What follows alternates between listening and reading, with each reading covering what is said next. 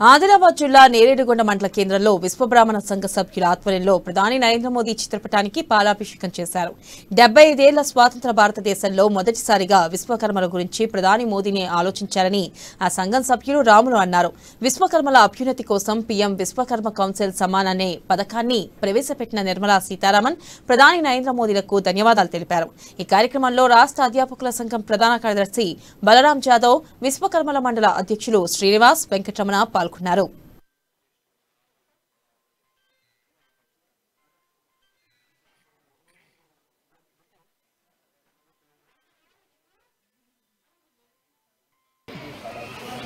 विश्वकर्मा भगवान की जय।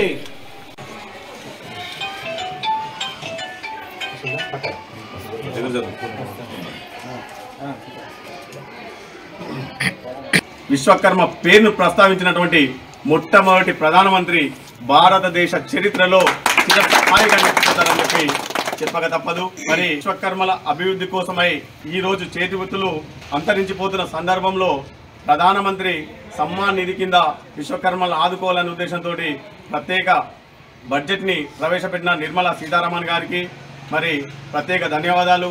అదేవిధంగా ఆదిలాబాద్ జిల్లాకి ఒక ప్రత్యేకత ఉంది. మనం కూడా ఈ సభలో ఏదైతే బడ్జెట్ను ప్రవేశపెట్టినారో ఆ బడ్జెట్కి మన ఆదిలాబాద్ నుంచి గౌరవ పార్లమెంట్ సభ్యులు శ్రీ సోయం బాబురావు గారు మద్దతు తెలపడం కూడా మనకెంతో గర్వకారణం. మరి వారికి కూడా ప్రత్యేకంగా ధన్యవాదాలు తెలియజేస్తున్నాను. మరి ఈరోజు విశ్వకర్మలను గుర్తించని సందర్భంలో మరి కొందరు నాయకులు మనను చారీలు, పప్పుచారులు అని అవమానించినటువంటి సందర్భంలో అత్యున్నత పార్లమెంట్లో విశ్వకర్మల యొక్క పేరును ప్రస్తావించిన మోడీ గారు ఇక్కడ మనల్ని అవమానిస్తున్న వీరెక్కడ అని చెప్పేసి నేను వాళ్ళను ఒక సందర్భంగా అడగదలుచుకున్నాను. మరి అదేవిధంగా గౌరవ ప్రధానమంత్రి వర్యులకు